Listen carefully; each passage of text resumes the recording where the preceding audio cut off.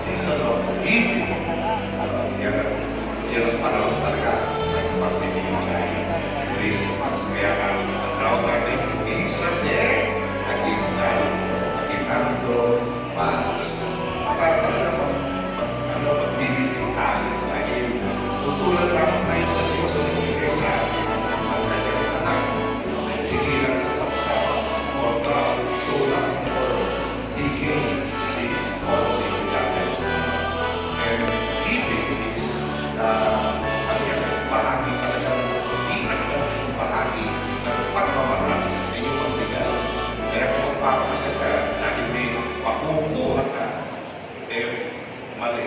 Hindi tama yung eros ang dahilan ng pagpapakasal o yung pagkakagal. Kaya ka nagpapakasal dahil may ibibigay ka, ipapahagi. Hindi makukuha ka. Pag gano'n na naging dahilan, magpawakas ka pagsasabi na yan. Dahil